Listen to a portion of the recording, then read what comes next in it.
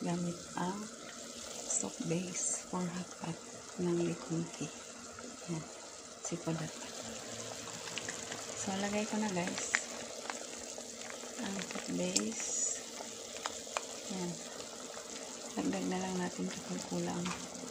Tapos, lagyan na lang natin ng asin.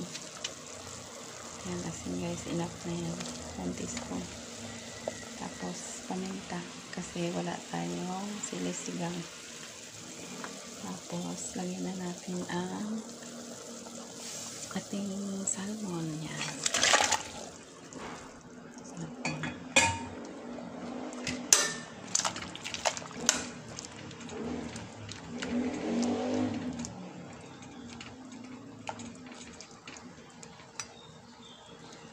Yan, nasunod na natin ang ating kalamansi at lemon juice magkasama na.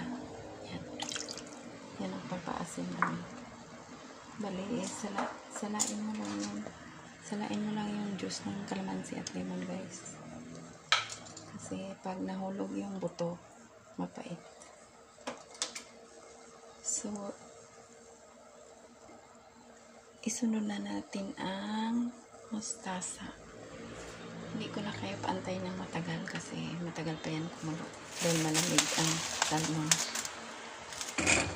Bagong tulang galing freezer.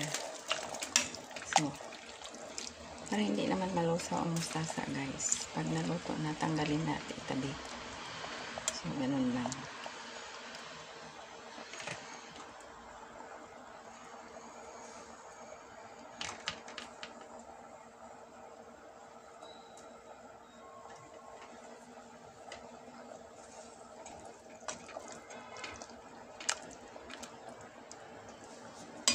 Yan, pwede nang tanggalin ang mustasa guys. Nag-wilt na siya.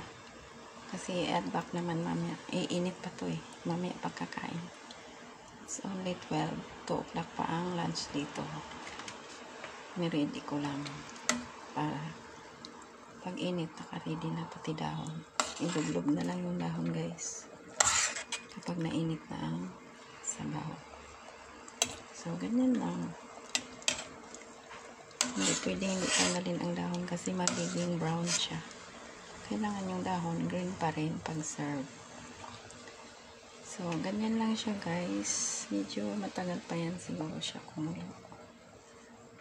So, ganyan lang.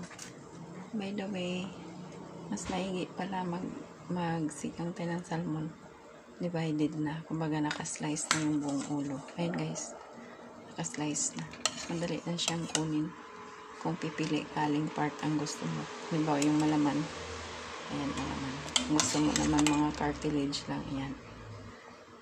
So, ganun guys. So, it's up to you sa lasa. Basta, kung kulang, dagdagan ng ganito. So, palagay ko kulang yan, dagdagan ko pa. Yan. Patuloy ko na ang video guys. Salamat sa pagpapanood. I hope you will subscribe. So, we will go. Thank you so much guys for watching.